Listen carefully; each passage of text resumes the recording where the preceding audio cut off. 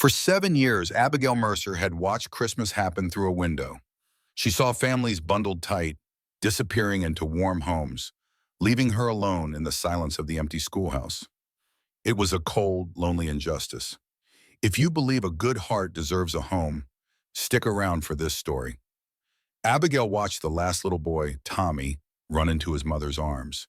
The school door clicked shut, leaving her with 18 empty desks. In 2 weeks, this room would be full of life again. But tonight, it was just a hollow reminder of the family she didn't have. In her desk, she kept a drawer full of children's drawings, tokens from little ones who had long since grown up. They were all she had. Pulling on her worn coat, she braced for the walk to her little boarding room. It was a cold, lonely room where she'd spend Christmas Eve listening to another family's joy through the floorboards, just like every year before. Snow crunched under her boots as she walked past windows glowing with warmth and laughter. At the general store, Mr. Henderson gave her a kind smile. He gathered her small order, an orange, some thread, and a tin of tea. He always looked like he wanted to say more, to offer some comfort, but he never did. A single woman didn't impose. As she reached for her things, the door flew open, letting in a blast of winter and a flurry of chaos. It was the 5 Callahan children. They tumbled into the store loud and full of life, their cheeks red from the cold. Behind them stood their father, a tall, tired-looking man. Abigail knew them all.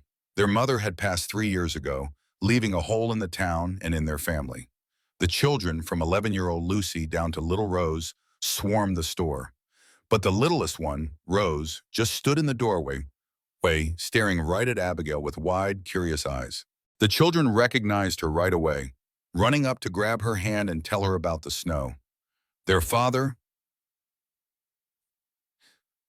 Elijah Callahan, finally made his way over, taking off his hat.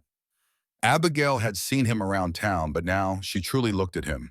He was a rancher, worn down by work and grief, but his eyes, though tired, held a quiet strength. "Miss Mercer," he said, his voice low, "I hope the children aren't causing you any trouble." "Not at all," she said honestly. "They are a delight." An awkward silence fell between them. He looked like a man wrestling with his words. Finally, he spoke about his late wife, Sarah Jane, and how she used to read to the children every night. "She was the heart of our house," he said, his voice thick with emotion. "When she left, the heart just stopped beating." Then he looked her straight in the eye. "Miss Mercer," he started, his voice a bit shaky, "my family and I would be honored if you would join us for Christmas." Abigail was stunned into silence. He rushed to explain. "I've seen you," he said. "For 3 years, I've seen you decorating this school all by yourself. I've seen you walk home alone every night." Her throat grew tight. The whole town had been watching her loneliness. "My children need a woman's warmth, Miss Mercer," he confessed, his voice cracking. "They have me, but I don't know how to do the rest. I don't know how to be their heart." The children came running back then, their little bags full of candy. "Did you ask her, Papa?" Lucy asked, her eyes wide with hope. Elijah just nodded toward Abigail, leaving the decision in her hands. All 5 children stared at her, their faces a mixture of hope and fear. Little Rose, who hadn't said a word, let go of her sister's hand. She toddled over and gently took the hem of Abigail's skirt in her tiny fist. "Please," she whispered. Abigail looked down at this broken, beautiful family. She thought of her cold, empty room and the long, silent Christmas morning that awaited her. Then she looked at the 5 hopeful faces in front of her. "Yes," she whispered, a real smile spreading across her face for the first time in years. "Yes, I would be honored." Her eyes welled up, but she blinked the tears away. Little Rose, with a thumb in her mouth, just smiled and reached for her. For the first time in 3 long years, a weight lifted from Elijah Callahan's shoulders. He promised to be back with the wagon at 9 o'clock on Christmas Eve morning. As they left, the children waved, shouting not to forget, as if she might vanish overnight. At the door, Elijah paused, turning back to her with something unreadable in his eyes. He simply said, "Thank you, Miss Mercer." Abigail stood frozen, clutching her small purchase. After 7 years of building walls to keep out the pain, she had finally said yes. That night, her small room above the Hendersons felt different. Laughter and carols drifted up from the family below. But for once, the sound didn't sting. She had somewhere to be tomorrow. A grieving rancher and his 5 children actually wanted her there. She told herself it was just a dinner, just kindness from a lonely man. But her heart, that traitor, was already imagining what it would feel like to be part of a family again, to be truly needed by someone. For the first time in 7 years, Abigail Mercer let herself feel a flicker of hope. Christmas Eve morning was cold and gray. Abigail put on her best blue wool dress, the one with worn cuffs, and braided her hair just so. At exactly 9, the wagon arrived. Elijah Callahan waited outside, his breath white in the frozen air. He took her small bag, his fingers brushing against hers, sending a jolt through her. As they rode out of town, he explained that he made the children stay home. He figured she could use a little peace before the chaos. The silence between them was comfortable as the open country spread out before them. Elijah finally spoke, his voice low. He said the ranch had been in his family for 3 generations, but it had not felt like a home since his wife, Sarah Jane, passed away. Abigail asked how he managed with 5 little ones. He gave all the credit to their housekeeper, Agnes, and to the children themselves. He said his oldest, Lucy, who was 11 going on 40, took over for her mama. Then his voice tightened when he talked about Rose, who was just a baby when her mother died. She only knows her mama from the stories Lucy tells her. His hands gripped the leather reins. A 3-year-old shouldn't have to learn her mama from stories, he said, his voice rough. It ain't right. He admitted he was not good at the soft parts of being a parent, the bedtime songs and the mothering. Abigail looked at him and said softly, maybe you don't have to do them alone. For the first time, he truly looked at her, and in his eyes, she saw a fragile, terrified hope. The Callahan Ranch was beautiful, nestled in a valley, but as they got closer, Abigail felt that something was wrong. It felt preserved, like a museum, not lived in. The children burst from the house the moment they saw the wagon, swarming around Abigail before it even stopped. They pulled her toward the house, chattering all at once about the Christmas tree they decorated just for her. Elijah lifted her down, his hands warm and strong around her waist for a brief moment. Inside, the house was warm, with a fire crackling and the smell of cinnamon in the air. A beautiful tree stood in the corner. It was perfect, but it was also haunted. On every wall, in every corner, were photographs of a beautiful dark-haired woman, Sarah Jane Callahan. Her embroidery hung over the fireplace, and her rocking chair sat empty by the fire. Just then, an older woman named Agnes came from the kitchen. Welcome, she said, her eyes kind but sharp. I see you've noticed the photographs. When Abigail said they were lovely, Agnes replied bluntly, they're a shrine. 3 years and he hasn't moved a single one. Elijah's jaw tightened, but Agnes met his gaze. You've been living in a museum, Elijah. It's time to let some fresh air in. Agnes showed Abigail to a small, clean guest room, and on every surface there were more photographs of Sarah Jane. Agnes watched her face and quietly offered to move them, but Abigail shook her head. This was her home. Her memory belonged here. Agnes studied her for a moment. You're different than the others, she said. She explained that 3 other women had tried to win Elijah's heart, but they all saw the pictures as a rival to be defeated. Abigail insisted she was not trying for anyone. She was just there for Christmas. Agnes did not look convinced. Abigail spent the afternoon swept up in the family's warmth. She decorated cookies, listened to Henry's stories, and even had little Rose fall asleep in her lap. With every smile and every small hand that reached for hers, she felt herself falling for this family, like a woman drowning in warm water. That evening, alone in her room, she stood before a photograph of Sarah Jane. I'm not trying to take your place, she whispered to the smiling woman. I'm just tired of being alone. For now, that was enough. There was room for hope, and maybe, just maybe, there was room in this house for someone new. Abigail knew this precious warmth was temporary. In 3 days, she would be back in her empty room, a life she had survived, but was not sure she could return to. Elijah found her holding his sleeping daughter, Rose. He watched them for a moment before speaking. He said she was good with his children, who were loud and messy and fought all the time. But he admitted that she made it all look easy. He knelt beside her, his presence feeling far too close. When he called her Miss Mercer, she found her voice. If I am going to spend Christmas with your family, you should call me Abigail. Something in his expression softened. He tried the name out, Abigail. Then he confessed his invitation was not just for the children. Her heart stopped. He explained that for 3 years he had felt dead inside, simply keeping the house running like a machine. But then he saw her through the schoolhouse window, all alone with her lamp. His jaw tightened as he struggled for the words. "You think what?" she prompted softly. He met her eyes. "I think maybe I am not the only one who has been dead inside." As Rose slept in her arms, all of Abigail's sensible, practical walls crumbled. "Papa!" Lucy's voice broke the spell. "Dinner is ready." Elijah stood quickly, his vulnerability vanishing. He sent Lucy ahead, then offered a hand to Abigail. They stood for a moment, his hand still holding hers. "This is not appropriate," he said quietly. "For your reputation, I should send you back to town." She held his gaze. "Is that what you want?" The silence was heavy with unspoken words.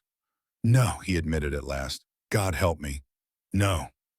He gently took Rose from her and walked toward the kitchen, leaving Abigail to follow. Her safe little world turned upside down. Dinner was a storm of happy noise. Henry spilled his milk, Emma argued about carrots, and Rose happily threw peas at the wall. Through it all, Elijah was quiet, though his eyes kept finding their way to Abigail. Henry asked for a story with his mouth full. "Do not talk with your mouth full," Lucy corrected him. "You ain't my mama," Henry retorted. A terrible silence fell over the table. The boy's face crumpled as he realized what he had said. "I am sorry," he whispered, staring at his plate. Abigail reached across the table and covered Henry's small hand with her own. "Your mother," she said softly, "would be very proud of how all of you are growing up." Tears filled the little boy's eyes. "You did not know her," he mumbled. "No," Abigail agreed, "but I know her children, and children are mirrors of their parents' hearts." Soon the other children began to share small, happy memories. The awful tension broke, replaced by lighter conversation. After dinner, little Rose walked straight to Abigail and held up her arms to be held. With a slight nod from Elijah, Abigail lifted the child onto her lap, where she stayed for the rest of the evening. "She does not do that with anyone, Shem," Agnes, the housekeeper, said in a low voice. Abigail did not know what to say. She just held the warm, motherless child and fought the feeling of how right it all felt. Later, she and Elijah stood alone by the fireplace. "You handled that well," he said, his eyes on the fire. He spoke of his own failings, of how Lucy had been forced to mother her siblings since she was only 8 years old. "It is not right," he said, his voice rough with emotion. He turned to her, his face a mask of grief. "I do not know how to fix it." "You cannot give back what was lost," Abigail said carefully, "but you can give them something new. You can give them permission to be happy again." The words struck him hard. "I think," she added, "that is what you feel. And I know grief. I lost my own parents too." "I understand trying to freeze time to keep someone alive," Abigail said softly, "but that kind of living becomes a prison." Elijah's voice broke as he spoke of his late wife's final wish. "She made me promise to let the children to be happy, but looking at them just reminds me of her." Abigail stood close. "Maybe," she whispered, "you need someone to remind you of what you still have." Just then their son Henry burst in, his face pale with panic. "Papa, come quick! Duchess is in trouble." Elijah was out the door before Henry even finished his sentence. He yelled for Agnes to keep the children inside as he ran into the night. The kids huddled on the stairs, their faces full of fear. "Is Duchess going to die?" one whispered. They all remembered their mama's horse. Abigail made up her mind. "Lucy, watch the others," she said, pulling on her own coat. "I'm going to help your father. A person shouldn't have to face hard things alone." In the warm barn, the air was thick with the smell of hay and fear. Elijah knelt beside the suffering mare, his sleeves rolled up. "The foal's turned wrong," he said without looking up. "I can't get a hold." Abigail knelt right beside him. After a moment's hesitation, he guided her hand inside. "She's been struggling too long," he said. They worked as a team, his strength and her smaller hands. Suddenly, Abigail felt a shift. "I've got it," she gasped. "I have the leg." A tiny foal slid out onto the straw, but it wasn't moving. "No," Elijah whispered, frantically rubbing the small body. "Breathe, please breathe." Abigail saw the terror in his eyes. This was about more than just a horse. Then the little creature coughed and took a breath. Elijah fell back and let out a raw, broken laugh. He looked at Abigail, her dress ruined and hands bloody. His own fingers trembled as he touched her face. "You saved them," he said. I've never been one for being sensible, she replied softly. His hand stayed on her cheek for a long moment. Back at the house, the children were waiting up, bursting with questions. The mayor and foal are both fine, Elijah announced, and you can thank Miss Mercer. She's the one who saved them. 5 pairs of wide, astonished eyes turned to look at Abigail. You saved her, Henry breathed in awe. I suppose I did, she admitted. The children rushed to hug her, one after the other. Thank you, whispered Lucy, the oldest. Duchess was Mama's horse. As Elijah watched his children cling to this woman, he felt something he had not felt in 3 long years. He felt hope. After the children were sent to bed, a deep quiet settled over the house, leaving him and Abigail alone by the fire. Neither of them moved. Abigail, he said, his voice low, I ain't ready for this. It's only been 3 years. He struggled for the words. But when I look at you, I don't feel dead anymore. She stepped closer. You don't have to do anything, she said, not tonight. He took her hand, his grip gentle but firm. Stay, he pleaded. Don't just stay for Christmas. Stay. Just then, Lucy's voice came from the stairs, and they quickly stepped apart. Rose won't sleep until she says goodnight to Miss Mercer, Lucy said. Abigail went upstairs, Elijah's word, stay, echoing in her mind. In the small room, little Rose was fighting sleep. Story, the child demanded. She didn't want a story about her mama she never knew. She wanted a new one. About the lady who comes for Christmas, Rose mumbled. In that story, the lady stays forever. She becomes mama. You be mama, Rose said simply. And then she was asleep. The words hit Abigail with the force of a storm. The next morning, she woke to the happy chaos of Christmas. Downstairs, the children were arguing. We have to wait for Miss Mercer, Henry insisted. Elijah's voice cut through the noise. Miss Mercer can open presents when... He stopped short when he saw her standing on the stairs. Morning, he said, his voice suddenly soft. Just then, Henry ran in and pulled her by the hand. Come see what Papa got you. By the tree, Lucy handed her a small, paper-wrapped gift. Inside was a pair of fine leather gloves, lined with the softest fur. Your hands, Elijah's voice came from across the room.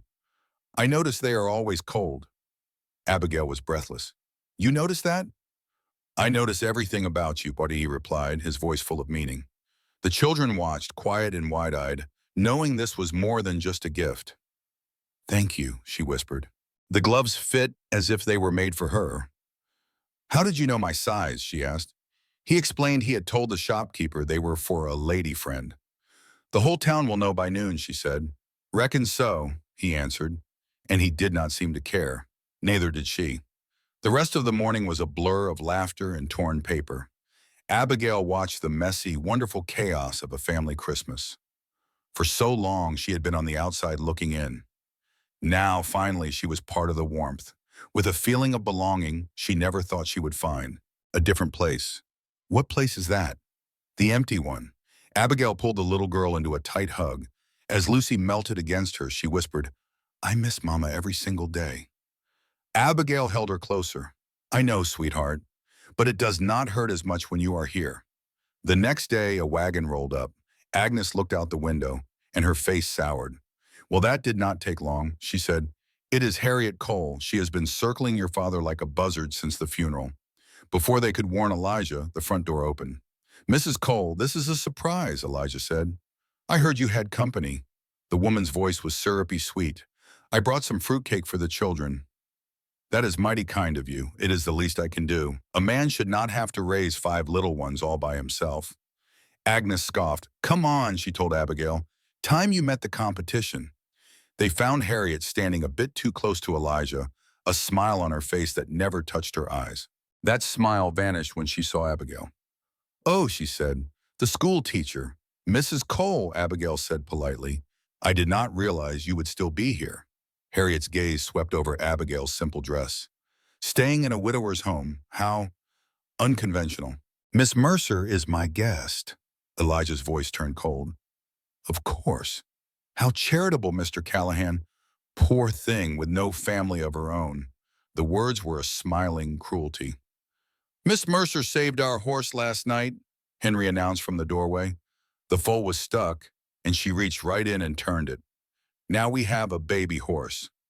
How rustic, Harriet sneered. It was brave, Lucy added. Papa says Miss Mercer has more courage than most men. Did he now? Harriet's eyes narrowed. Mrs. Cole, Elijah stepped between them. Thank you for the cake. The children will enjoy it. We are managing just fine. His voice left no room for argument. Thank you for stopping by.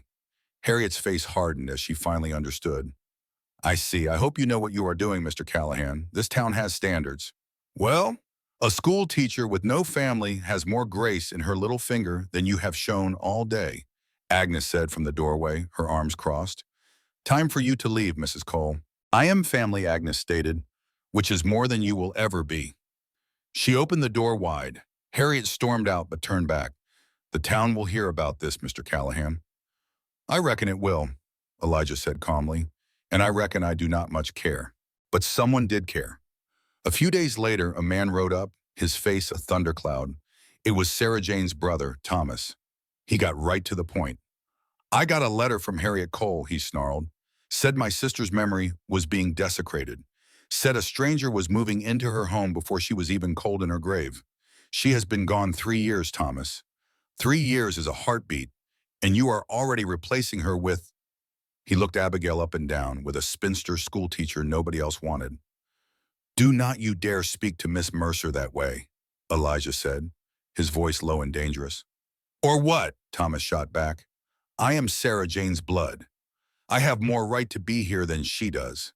He jabbed a finger at Abigail. She is a nobody. Your sister wanted this, Elijah's voice cut through the anger. She wrote me letters before she passed. She told me to find someone else. She told me to look to Miss Mercer. Thomas turned pale. You are lying. I have the letters in my study, Elijah said. Do you want to go read them? The next morning, Abigail woke to the sound of a howling wind. A blizzard had rolled in overnight, burying the world in white. Agnes met her downstairs, her face grim. It is the worst storm I have seen in years. The roads are gone. You can barely see the barn. Elijah is already out there, has been since before dawn. Abigail grabbed her coat. I will go help him. You will freeze before you get there. Then I will freeze, she said. He should not be out there by himself. She shoved the door open and stepped into a wall of wind and snow. The cold was a physical blow, stealing her breath. She could not see a thing, but she could hear him, his voice calling to the animals somewhere in the swirling white. She followed the sound and stumbled into the barn, covered head to toe in snow. Elijah spun around, his expression a mix of shock and anger. What in the world are you doing out here? He yelled over the wind. Helping, she gasped. You are a stubborn woman, Abigail Mercer. He shook his head, but a small smile touched his lips. Good. I am going to need some help. Together they fought the storm, and in that shared struggle, they found something warm and strong, a promise that they could face any blizzard life through their way, as long as they faced it together. We are getting on fine, Elijah's voice was firm, ending the conversation. Harriet's smile vanished. I see, she said, her voice like ice. Just know this town has standards, Mr. Callahan. Just then, Agnes stood at the kitchen door. Ma'am, it is time for you to leave. How dare you, Harriet hissed. You are a servant. I am family, Agnes said, pulling the front door open. Good day. Harriet swept out but turned back. The whole town will know about this. Elijah just looked at her. I reckon they will, and I do not much care. After the door closed, Henry quietly said, I do not like her. That woman is just plain mean, Elijah said, his face clouding over. She even made my mama cry once, saying her dress was not good enough for church. Abigail's heart ached. Your mother was a very kind woman. He nodded. Too kind, sometimes. She would rather get hurt herself than cause a fuss. That is not weakness, Abigail said softly. That is strength. Elijah looked at her with new eyes. When Harriet came at you, you did not even flinch. I have been called worse by much better people, she replied with a small smile. Just then, Agnes clapped her hands, scattering everyone to their chores. As Abigail headed for the kitchen, Elijah gently caught her arm. Harriet will make trouble for you in town, he warned quietly. Folks listen to her. Abigail thought for a moment, and she should have been worried about her reputation. But looking at this good man, she just could not be. No, she said, her voice clear. It does not. Later that night, Elijah found her on the porch, wrapped in a blanket. He sat close beside her. "I should have stood up to Harriet sooner," he said. "You did defend me," she replied. "You, Agnes, your children. I have never had so many people on my side." He looked at her in the dim light. "You deserve them." They sat together in the comfortable silence. "Can I ask you something?" Elijah finally said. "When you look at this ranch, what do you see?" She chose her words with care. "I see a home that has been waiting for permission to be happy again. It just needs someone to open the curtains and let the sunshine back in." He turned to her, his face serious in the starlight. "Could you be that someone? Even with people like Harriet making things hard?" "I would not be taking her place," Abigail stated firmly. "I would be making my own." Elijah reached out and took her hand. "I am going to ask you to stay," he said. "Not right now. Not until I can ask you properly. But I am telling you now so you have time to think on it." His grip tightened. "And if I say no," she asked, "then I will drive you to town and regret it for the rest of my life." Abigail looked down at their joined hands. This man had lost so much, yet he was brave enough to try again. "I do not need time to think," she said, "but I will take it so you can do this the right way." She gave his hand a squeeze. "Ask me on New Year's Eve." He lifted her hand and kissed it gently. "New Year's Eve," he whispered. "I will be counting the minutes." The very next day in town, the whispers started. The moment she and Agnes entered the general store, conversation stopped. Women turned their backs, whispering behind their hands. Mrs. Patterson moved away as if Abigail carried a plague. Agnes's jaw was set tight. "Just ignore them," she muttered. Even Mr. Henderson, the store owner, had a look of pity in his eyes as he wrapped their goods. "Do not you mind them, Miss Mercer," he said kindly.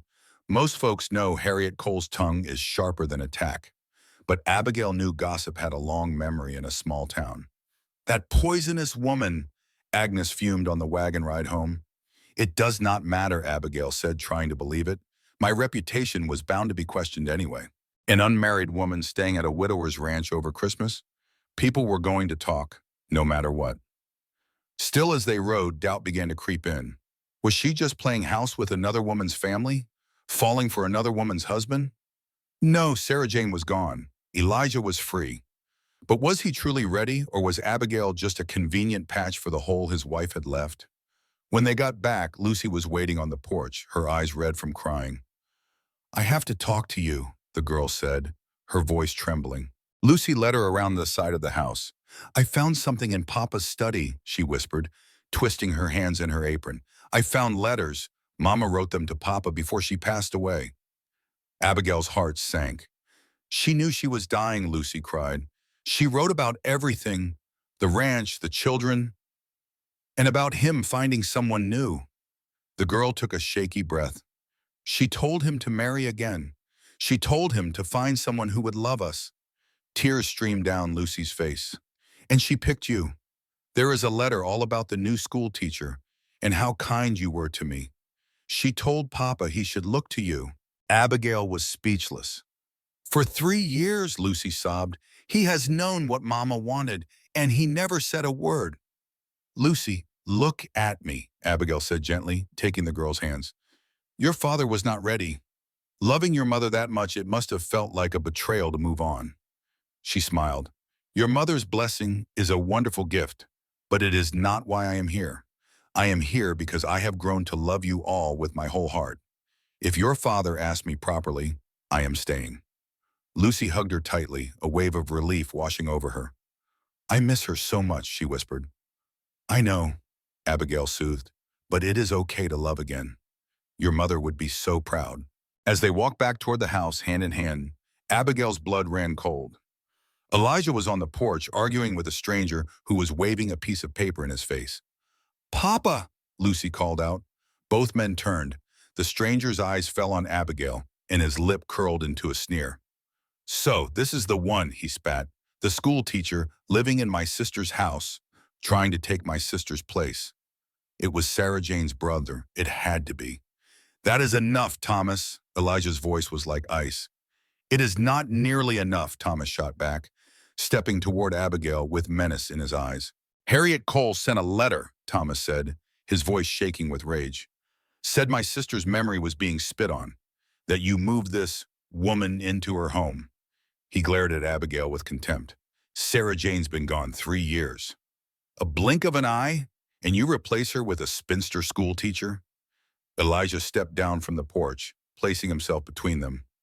Do not speak to Miss Mercer that way. I am Sarah Jane's blood, Thomas shot back. I have more right here than she does. Your sister wanted this, Elijah said, his words sharp as a knife. She wrote me letters before she passed. She told me to find Miss Mercer. You want to read them? Sarah Jane would never want this for me. She loved me, and she loved our children. She would want them raised in a happy home, not a house full of ghosts. Elijah's voice shook. Remembering someone does not mean you have to die with them. Thomas stood stone-faced, his hands in tight fists. This is not over, he finally said. Sarah Jane had money and land. It should go to her children, not some new wife. Get off my property, Thomas. Now, before I do something we both regret. The two men locked eyes, a lifetime of old wounds passing between them. Finally, Thomas turned and swung onto his horse. This is not over, he repeated, then rode off. In the silence, Lucy clutched Abigail's hand, trembling. Agnes stood grimly in the doorway. Elijah just stood there watching Thomas ride away. Abigail started toward him, but he cut her off with a sharp, broken word. Do not. He stormed into the house and the door slammed shut. The rest of the afternoon was heavy with a terrible silence. Elijah stayed locked in his study. The children tiptoed through the house like shadows, filling the storm in the air. Abigail tried to help with dinner, but Agnes gently sent her away. Go rest. You have had a shock. But Abigail couldn't rest. This is all my fault, she whispered. I have brought nothing but trouble to this good family. That is not true, and you know it, Agnes said. In just 3 days, I have turned this whole house upside down. Harriet Cole is spreading lies about me all over town. Sarah Jane's brother just threatened my husband. And Elijah?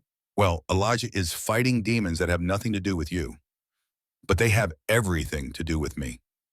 Agnes took her by the shoulders. Listen, that man has been drowning in guilt for 3 years. Guilt over Sarah Jane's death.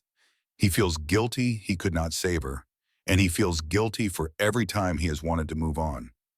He should not feel guilty, Abigail said. Guilt does not listen to reason. Agnes's eyes were full of old sadness. He was away on business when she fell ill.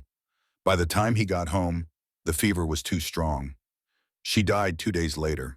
He thinks if he had been here, he could have saved her. He thinks his children lost their mother because he was not here. And so he punishes himself. He keeps her memory locked up tight, refusing to let anyone else in. So what do? You wait, Agnes said. You stay. You show him that loving you does not mean he is forgetting her. Dinner was a quiet, tense meal. Elijah's chair was empty. Is Papa mad at us? Henry finally asked. No, sweetheart, Abigail said gently. He just needs some time. Is it because of Uncle Thomas? Partly. I do not like Uncle Thomas, Henry mumbled. He always looks at us like we are not good enough. He is just sad because he lost his sister, Abigail explained. Sometimes grief makes people unkind. Is the lady going away? Rose's small voice cut through the silence. Everyone looked at her. What lady, sweet girl? Abigail asked. You, Rose said, her eyes wide with worry. Papa is sad again. When Papa got sad before, people went away. The words were like a punch to the gut. Rose might not remember her mother's face, but she remembered the feeling of loss. I am not going away, Abigail said firmly. Promise? Rose's voice trembled. Abigail looked at the children's hopeful faces and made a choice. I promise. A collective sigh of relief went through the room. Across the table, Agnes gave her a single approving nod. After tucking the children into bed, Abigail went downstairs. A line of light still shone from under Elijah's study door. She knocked softly. No answer. Elijah, I know you do not want to talk, she began, but your children are scared. They think this is their fault. Her voice broke. Rose asked me if I was going away. From inside, a chair scraped across the floor. The door opened. Elijah looked like a storm had passed through him. His eyes were red and he smelled of whiskey. She asked you that, he whispered. Yes. He covered his face with his hands. God, I am making all the same mistakes again. When Sarah Jane died, I just disappeared. I was here, but I was gone. And now I am doing it again. Thomas surprised you. You are allowed to need a moment. A moment to feel sorry for myself, he asked, his voice raw. That is what I do, Abigail. I destroy good things with my guilt. Sarah Jane spent her last years trying to reach me, but I was too lost in my own world. You want to know what her letters say? They say she forgives me. They say she wants me to learn how to love someone properly, because I never figured it out with her. I will ruin you too, Abigail. That is what I do. Thomas is right. You deserve better than a broken man with a house full of ghosts. Abigail stepped forward and placed her hands on his face. Stop, she said softly. Stop deciding what I deserve. I am a grown woman. I have known loss and loneliness. I would rather make mistakes with you than be perfect all by myself. I do not know how to do this, he whispered, his hands covering hers. Neither do I, she answered. We will figure it out together. Then a small voice called from the stairs. Papa? Rose stood there in her nightgown, tears on her cheeks. I had a bad dream. The bad man came and took the lady away. Elijah swept his daughter into his arms without a second thought. Nobody is taking anyone away, he promised, kissing her hair. The lady stays. Rose reached a small hand out to Abigail. Come. Abigail moved into their embrace. The three of them stood in the hallway, a new family taking shape. I am sorry, Elijah murmured into Abigail's hair. For hiding. For all of it. I know, she said. I am going to be better. For you and for them. I know that too. Tomorrow is New Year's Eve, he said as they walked up the stairs. I am still going to ask you, he said. I am still going to say yes, she replied. He smiled, a true warm smile. Good night, Abigail. Good night, Elijah. Abigail woke to the sound of a raging blizzard. The world outside was a howling wall of white. At the stairs, Agnes's face was grim. Worst storm in years. Elijah has been out in the barn since dawn. He is out there alone, Abigail asked, already pulling on her coat. You will freeze to death, Agnes warned. Then I will freeze, Abigail replied, and pushed her way into the blinding snow. The cold hit her like a punch. Guided only by the faint sound of Elijah's voice, she finally found the barn and stumbled inside. He spun around, his eyes wide with shock and fear. What are you doing out here? He yelled over the wind. I came to help. Shouldn't. It is just too dangerous. I am here now, so put me to work. He just looked at her for a long time. Then his hard expression softened. Stubborn woman. You are just now figuring that out. They worked together for hours in the biting cold, tending to every animal until they were all safe and warm. By noon, Abigail's fingers were numb inside her gloves. Enough, he said, pulling her toward the barn. The cattle can wait, but you cannot. They fought their way back through the wind to the house. Agnes had hot coffee ready, and the children were huddled by the fire, watching the storm. Is it going to stop, Papa? Henry asked. Eventually, son, but it might take a day or two. The truth settled in. They were trapped, with nowhere to go and no one to see. Well, Agnes said, at least we have food, firewood, and each other. Rose tugged on her skirt. A story, please, after I warm up, sweetheart. Lucy's voice was gentle. Let Miss Mercer get warm first. It is all right, Abigail said, letting the child pull her to the fire. I can tell a story while I get warm. All 5 children gathered close, even Lucy. Once upon a time, Abigail started, there was a woman in an empty house. It was not empty of things, but empty of love. She had lost everyone and thought her heart had forgotten how to feel. Elijah, who had been watching the storm, turned to listen. Then one Christmas, she met a family, a father who did not laugh, and children who had forgotten how to play. What happened? Emma whispered. They helped each other remember. The woman taught the children that love could be safe, and they taught her that family was more than just blood. And the father, Abigail's voice wavered, he taught her that it was never too late for a new beginning. Did they live happily ever after? Rose asked. Abigail looked right at Elijah, whose gaze made her heart beat faster. They are still writing that part of the story, she said quietly, but I believe they will. That evening, the children grew restless. I know, Abigail said. Let us make a surprise for your father. They gathered at the kitchen table to make him New Year's gifts. Henry drew pictures of horses, and Lucy wrote a letter. Rose made little handprints with paint. As they worked, they talked. Papa used to laugh a lot more, Lucy said before Mama died. I remember, Samuel added softly. He would toss us in the air and he used to carry me on his shoulders, Henry said. Clear to the creek. Rose's face fell. I don't remember. Lucy squeezed her hand. You were just a little thing. Papa was different back then. Abigail smiled softly. He's still the same man. He just forgot for a spell. Lucy then offered Abigail a folded piece of paper, soft with age. Mama wrote this for me, she whispered. The letter was not for Elijah. It was from Sarah Jane, addressed to her little girl. Abigail's hands trembled as she read. In the letter, Sarah Jane gently asked her darling Lucy to let her papa find love again. Not to replace her, but to fill the empty spaces. She wrote of a kind school teacher, a Miss Mercer, who loved the children so freely. The letter urged Lucy to let herself be loved in return. Don't let sorrow steal the love you have to give, her mama had written from so long ago. Tears streamed down Abigail's cheeks.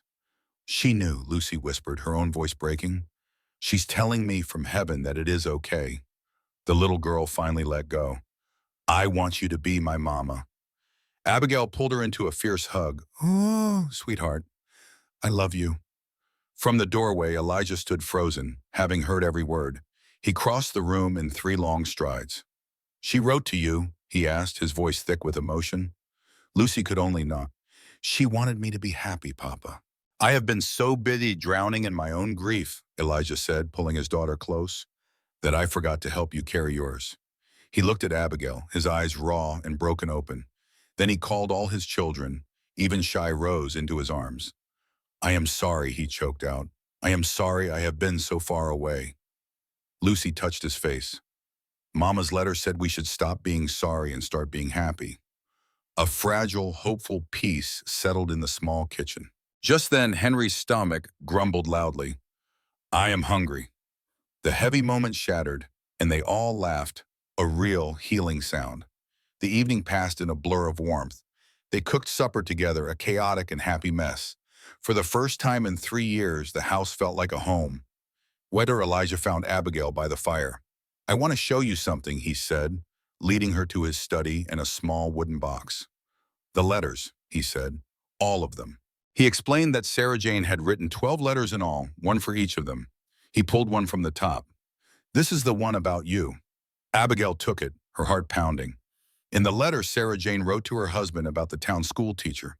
She spoke of Miss Mercer's gift for loving other people's children as her own.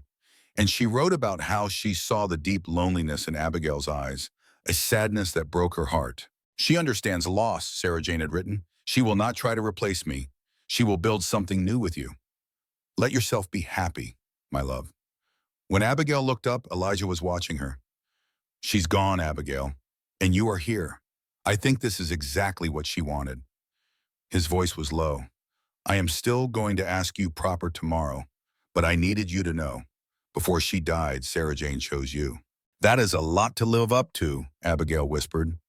You already have, he answered, lifting her hand to his lips. At that moment, the door burst open. Agnes stood there, her face white as a sheet. It is Henry. He collapsed. They ran to the kitchen. Henry lay on the floor, pale and struggling to breathe. My chest hurts, Papa, he rasped, his eyes fluttering. Abigail touched his forehead. He was burning with fever. The storm, Agnes said grimly. He was out in it this morning. Panic flared in Elijah's eyes. I need the doctor. But the roads were buried under snow. Then I will ride blind. Papa, no, Lucy cried. You will die out there. He was trapped. His son was sick, and he was helpless. I know what to do, Abigail said, her voice a sudden anchor in the storm. My aunt was a nurse. I need hot water, cold cloths, and every blanket in the house. Now was racing, and his skin was hot with fever. Stay with me, Henry, she said in a calm voice. Where does it hurt? Everywhere, he whispered. Miss Mercer, am I dying like Mama did? The question felt like a knife in her heart. No, she said, cupping his small face. You are not dying. It is just a fever, and we are going to make you better. I promise. She knew she should not make promises she could not keep, But seeing his terrified face, she had no choice. The next few hours were a blur. Abigail used every bit of knowledge her Aunt Ruth had taught her. She bathed Henry's head with cool water and made him drink willow bark tea. Elijah never left her side. Hold his hand, she told him. Keep talking to him. What should I say? Anything. Tell him about the horses, about summer, about how much you love him. And so Elijah talked. He told Henry about the foal they would name together in the spring. He told him about the fishing they would do and about his mother, how proud she would be of him. All the while, Abigail fought the fever. Near midnight, Henry's breathing grew rough and his body began to shake. His eyes rolled back in his head. No, Elijah cried out. Not him too, please. Abigail worked even faster. More cold cloths, she ordered. We have to bring this fever down. Come on, Henry, she whispered, pressing her hands on his chest. You have to fight. The other children stood in the doorway, watching in silence. The clock on the wall struck 1. Henry's body shook violently 3 times, and then he went completely still. Abigail pressed her ear to Henry's chest and found it, a slow but steady heartbeat. She touched his forehead. The fever's breaking, she whispered, her voice shaking with relief. Elijah collapsed beside his son, his thanks muffled by quiet sobs. He looked up, his face a mess of tears, but his eyes now clear. You saved him. You saved all of us. He pulled her close just as dawn began to break on New Year's Eve morning. The storm was over. The boy slept peacefully, his fever gone. Agnes, the housekeeper, appeared with coffee.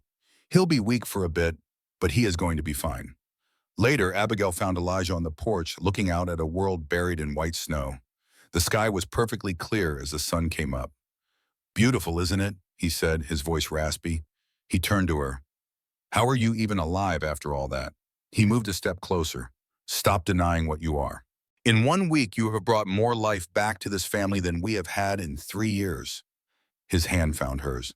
Abigail, after almost losing Henry, I just cannot wait. I love you. Her heart nearly stopped. He smiled gently. I know you love me too. I see it. You belong here with us. He took her other hand with the, marry me, Abigail. I cannot imagine facing another day without you. Tears streamed down her face as she whispered, yes, 1,000 times, yes. He kissed her. It was a kiss that held 3 years of sorrow and a lifetime of hope. When they finally parted, Witter's little faces were pressed against the window glass. Does this mean she's staying? Henry's voice called out. Get back in bed, Abigail and Elijah shouted at the same time, then broke into joyous laughter. Yes, Elijah yelled to his children. She's staying forever. A massive cheer erupted from the house. Later, Henry proudly announced to no one in particular, Miss Mercer is going to be our new mama. Later, little Rose climbed onto Abigail's lap. Tell me how the story ends, she asked. Abigail smiled. Well, the lady married the father and became the second mama to all 5 children. They lived happily, not because things were perfect, but because they had each other. Rose grinned. That is a good ending. Just then, the sound of horses cut through the peaceful moment. Elijah walked to the window and his body went completely rigid. What is it? Abigail asked. A lone wagon was struggling through the deep snow. Thomas, Elijah said, his voice as cold as ice. Lucy protested, but her father was firm. He is family. I will not turn him away in this weather.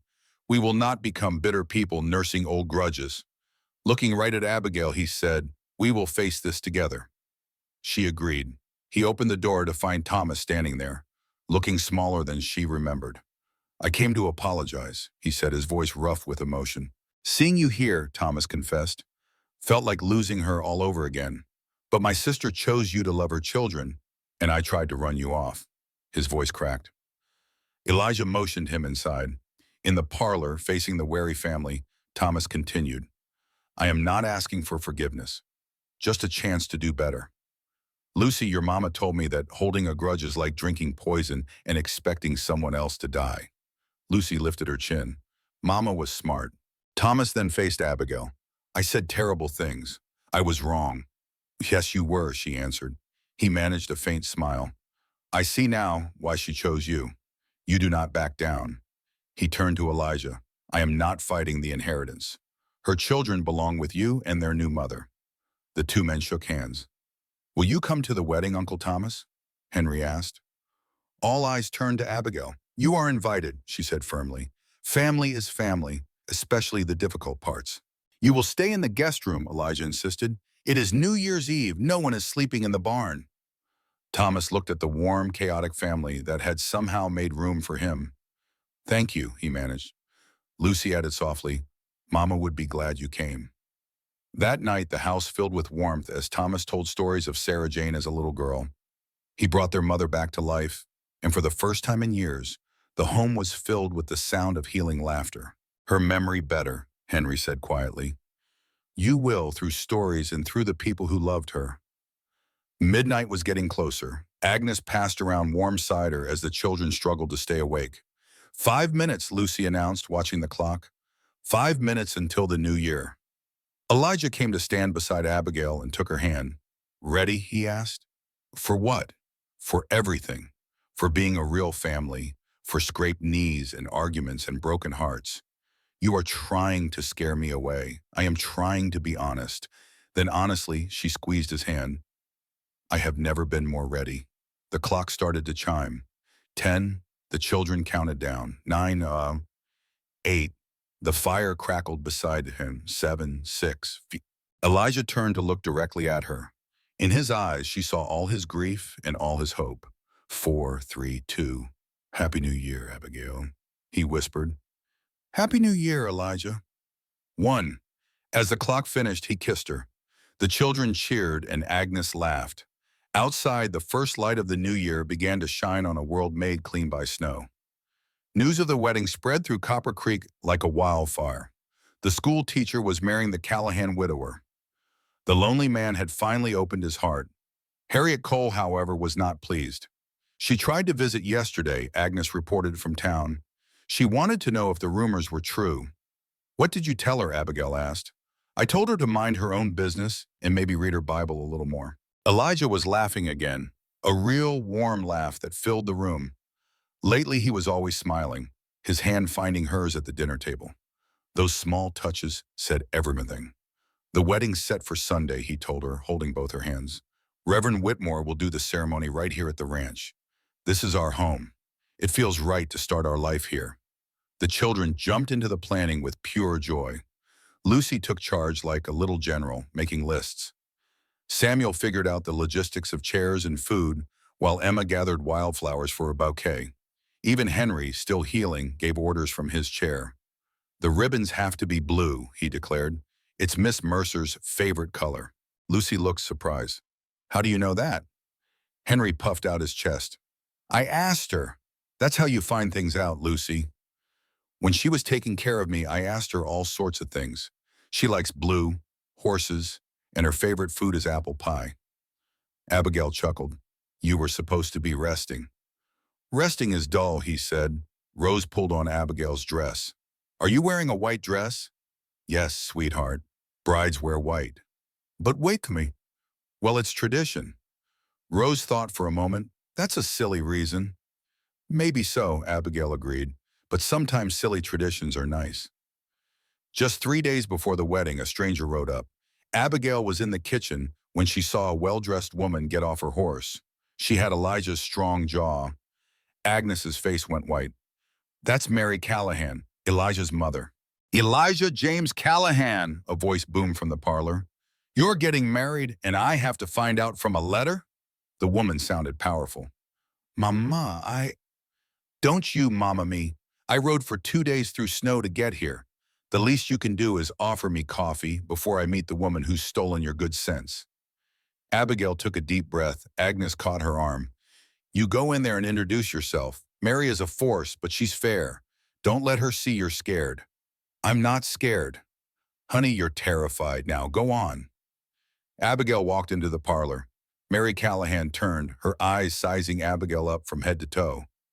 So you're the school teacher? Yes, ma'am. Abigail Mercer. Soon to be Callahan, I hear. Yes, ma'am. Mary circled her like she was inspecting a prize horse. Abigail stood tall, refusing to look away. You're thinner than I pictured. Ranch life is hard. You think you can handle it? I've handled harder, Abigail said, her voice steady. I've buried my parents. I've spent 7 years alone teaching other people's children because I had no family. And I've walked into this house full of grief and helped it start to heal. I can handle ranch work, Mrs. Callahan. The room was silent. Then Mary let out a laugh. Good Lord, Elijah, you finally found one with a spine. Elijah's warm hand landed on her shoulder from behind. Sarah Jane would have liked her. Thomas tells me Sarah Jane picked her out herself, Mary said, shaking her head. That girl was always 3 steps ahead of everyone. So you're marrying my son, Mary said, turning back to Abigail, and becoming a mother to my grandbabies. That is not a small job. No, ma'am, it is not. Those children have been through hell. Do you truly understand what you are taking on? I know Lucy had to be a mother instead of a little girl, Abigail replied softly. I know Samuel hides his heart behind numbers because he's scared of feeling. I know Emma draws her feelings, and Henry asks questions to chase away the silence. And I know little Rose doesn't remember her mother at all, which might be the hardest thing. Mary just stared. Amen. I see them, Abigail finished. All of them. The broken parts, too. And I love them. I love your son, especially his broken parts. Mary's eyes welled up with tears. Well, she said, clearing her throat, I suppose you'll do. She stepped forward and took Abigail's hands. Sarah Jane was like a daughter to me. Losing her nearly broke us. But if she trusted you with her children, then I do too. Thank you, Mrs. Callahan. You call me Mary. Your family now, she said, squeezing her hands. Welcome to it, child. God help you, because these Callahans are a handful. Just then the children rushed in, swarming their grandmother with hugs. Grandma, Miss Mercer tells the best stories. She's teaching me to braid. Mary looked over their heads at Abigail, a real smile finally on her face. Seems you've already won over the ones who matter most. The wedding morning was crisp and clear. Lucy woke her up, her eyes shining. It's time, but you're not allowed to see Papa until the ceremony. It's tradition. Abigail dressed in Sarah Jane's white wedding gown, which Mary had given her. She would want you to wear it, she had said. As Abigail stood there, feeling the weight of the moment, Thomas knocked on the door, looking awkward in his Sunday best. Agnes sent me, he mumbled. Said someone ought to walk you down, since you don't have a father here. This was the same man who had insulted her just a week ago. I would be honored, Thomas. He let out a breath of relief. Good. We're family now. Family doesn't say no. The parlor was filled with friends and neighbors, all there to see this broken family finally become whole. Mary sat in the front row with Rose on her lap, while the other children stood proudly beside their father. And then there was Elijah. He stood at the front, his eyes locked on her as she walked down the aisle. The look on his face was more than just happiness. It was the look of a man who finally believed he deserved to be happy again. He looked like he had finally found his way home. Thomas placed her hand in Elijah's. Reverend Whitmore began to speak, but Abigail only saw Elijah. Do you, Elijah James Callahan, take this woman to be your wife? I do. Do you, Abigail Ruth Mercer, take this man to be your husband? I do. Then I pronounce you man and wife, the Reverend said with a grin. You may kiss the bride. Elijah gently held her face. I love you, he whispered, and then he kissed her. The room erupted in cheers, but all Abigail could hear was her own heart. When they finally parted, Henry's voice piped up. Does this mean I can call you Mama now? Tears of joy streamed down Abigail's face. Yes, sweetheart, she laughed. You can call me Mama now. I agree. Mama Abby it is, Samuel declared. Lucy stood back from the others. Abigail walked over to her. What about you? The girl's eyes were filled with tears. I already have a mama. I know, Abigail said softly, and I would never try to replace her. I know, Lucy's voice broke, but I think I could have room for 2 mamas. Abigail pulled her into a tight hug. I would like that more than anything. The wedding reception was a community affair, with food and neighbors filling the yard. Even Harriet Cole had come. She stood off to the side, just watching. I should go talk to her, Abigail told Elijah.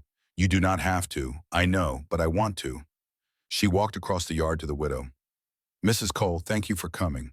I was not going to, Harriet said, but I was curious. And what do you see? I see a woman who got exactly what she wanted. I did not plan for any of this, Mrs. Cole. Maybe not, but you got it, Harriet said with a bitter voice. I guess some women are just lucky. Is that what you call this? Luck? What else would it be? Abigail thought for a moment. I call it grace, the kind you find after you have given up all hope. I spent 7 years alone, Mrs. Cole, watching other people live the life I wanted. I had made peace with it. But now I know I was wrong, not because I earned a second chance, but because life sometimes gives them to us anyway. Harriet's expression changed. My husband died 10 years ago, she said quietly. I have been waiting for my second chance ever since. Maybe you have been looking in the wrong places. Harriet's eyes drifted over to Thomas, who was standing alone by the punch bowl. Maybe I have. I can't believe I missed what was right under my nose. But it is never too late, is it, Mrs. Cole? I was 32 and had given up on finding a family. Now I have a husband and 5 children. If it happened for me, it can happen for you. Later, as the house quieted down, Elijah found Abigail at the window. What are you thinking about? He asked. Everything and nothing, no regrets. My only one is that I waited this long. He held her close. Sarah Jane wrote that letter about you 3 years ago. Fear almost kept me from you, but the children wouldn't have it. Then you walked in and looked at us like we were worth something. You always were, he said softly. I just needed you to help me see it. A quietness settled between them as night fell on the ranch. Mama Abby, Rose whispered from the doorway. I can't sleep. Will you tell me a story? Abigail looked to Elijah, who just smiled. Go on, I'll clean up. She tucked Rose into bed. What kind of story? A true one about you and Papa. So Abigail told her of a lonely teacher and a sad father, of a bad snowstorm and letters from an angel that brought a broken family back together. And they lived happily ever after? Rose asked, her eyes getting heavy. They lived together, Abigail corrected. Sometimes happy, sometimes not, but always a family. Good, Rose yawned. That's better, 'cause together is real. Abigail kissed her head. Where did you get so smart? From my mama's, Rose mumbled, already drifting off. Abigail sat in the dark, just listening to the little girl breathe. She walked to the window where a single lamp pushed back the night. For years, she had lit lamps for other people, always on the outside looking in. Now she was finally on the inside. Elijah came up the stairs. Everyone's tucked in. This old house is full again. Is that strange? It's wonderful, he said, standing beside her. For 3 years, this place has been holding its breath. Now it feels alive again. He took her hand. You did that, Abigail. You taught us how to breathe. I think, she said, you taught me too. They stood looking out at the land that would one day belong to their children. We ought to get some sleep, Elijah finally said. Tomorrow's going to be a busy day. I know, she whispered, but neither of them moved. Abigail, he said, thank you for saying yes, for loving us when we'd forgotten how. She turned to face him, his face warm in the lamplight. Thank you for asking, she replied, for giving me a family when I'd given up on one. He kissed her softly. Come to bed, wife. Yes, husband. In the dark, lying beside him, she felt it. Not just happiness, but something more solid. Home. The seasons changed, and with them, so did everything else. The little foal she had saved.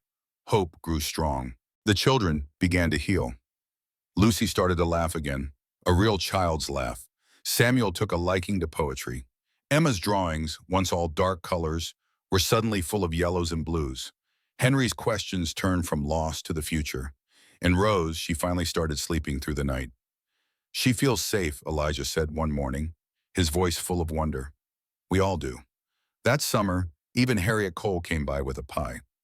I've been thinking about what you said, she admitted. Thomas has been calling on me. Abigail smiled. I'm glad, Harriet. So am I, she said. He's not Elijah, but he's not supposed to be. Fall brought the harvest and hard work. Abigail took to ranch life like she was born to it, learning to mend fences, ride a horse with purpose, and read the weather in the clouds. You're a natural, Elijah told Ira. I'm just stubborn, she replied. Maybe that's what a natural is, he grinned. When the children went back to school, a nervous new teacher had arrived from the east. Abigail helped him get settled. How do you make them love learning, he asked her one afternoon. You just have to love them first, she said. The learning will follow. Winter came again, a year to the day since everything had changed.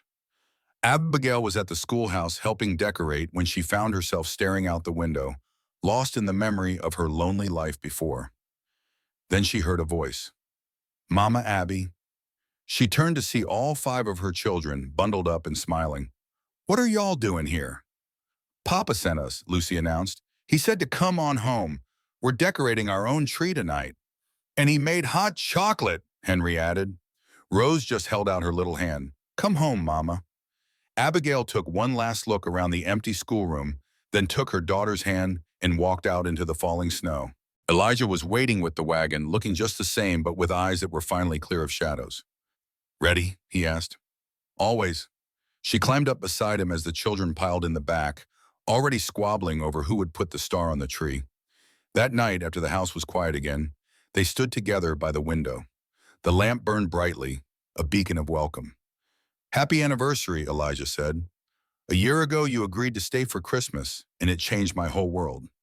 You're the one who asked, she said, leaning against him, and you're the one who said yes. She felt his steady heartbeat.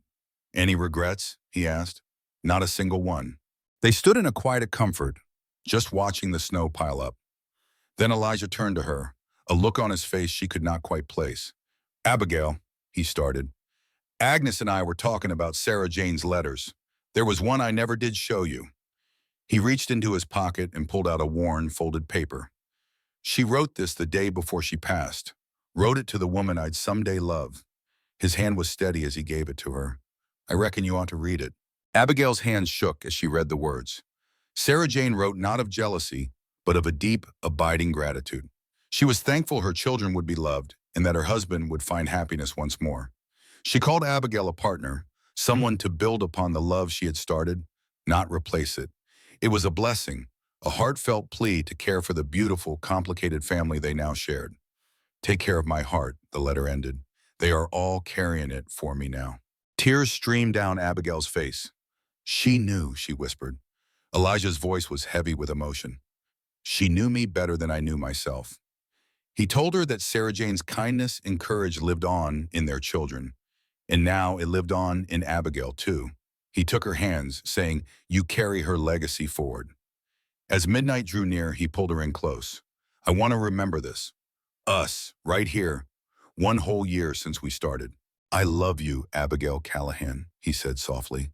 I loved you when you were Abigail Mercer. And I'll love you when we're old and gray, arguing over the last biscuit. She smiled through her tears. I love you, too. The old clock began to chime the hour. Merry Christmas, wife, he murmured. Merry Christmas, husband. They held each other tight as the final chime faded, and Christmas Day began for their family. Just 7 years ago, Abigail had given up on ever finding family. 3 years ago, Elijah figured joy was lost to him forever. But love, when it truly finds you, does not care what you think you deserve. It just shows up. And if you are brave enough to let it in, it changes your whole world. The lamp in the parlor burned on, a golden beacon against the snow, a promise that even the loneliest hearts can create a light bright enough to last forever.